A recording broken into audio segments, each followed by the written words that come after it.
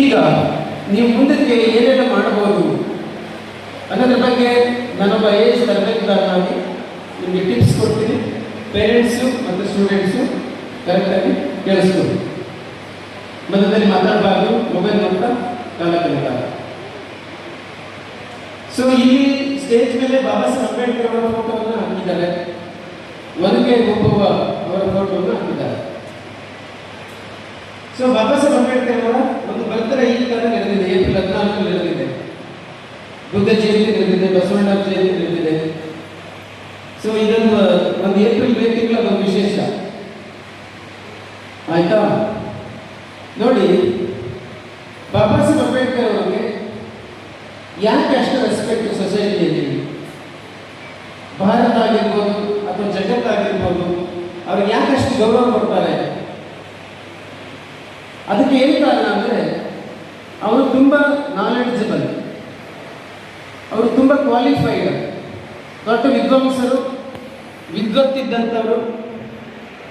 ಅವರ ಕಾಲಘಟ್ಟದಲ್ಲಿ ಯಾರ್ಯಾರು ಇದ್ರು, ಸ್ವಾತಂತ್ರ್ಯ ಹೋರಾಟಗಾರರು ಅಂತೆಲ್ಲ ಇದ್ರಲ್ಲ, ಅವರೆಲ್ಲ ಇವತ್ತು ತುಂಬ ಶ್ರೀಮಂತರಾಗಿದ್ದರು, ತುಂಬ ಶ್ರೀಮಂತರಾಗಿದ್ದರು.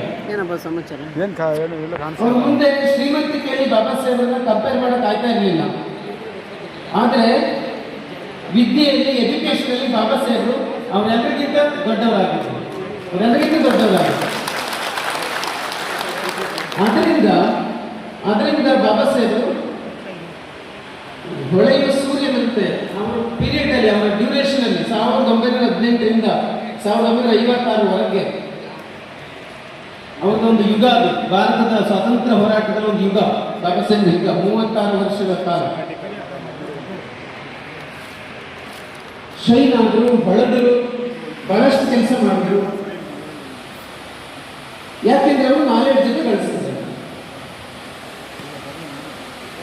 ಸೊ ನಾಲೆಡ್ಜ್ ಗಳಿಸಿದ್ರಿಂದ ಅವ್ರಿಗೆ ಎಂಥ ಒಂದು ಸುವರ್ಣಾವಕಾಶ ಸಿಕ್ತು ಅಂದರೆ, ಸಂವಿಧಾನ ರಚನೆಯ ಡ್ರಾಫ್ಟಿಂಗ್ ಕಮಿಟಿಗೆ ಅವರು ಚೇರ್ಮನ್ ಆದರು, ನಾಲೆಡ್ಜ್ ಇದ್ದಿದ್ದರಿಂದ.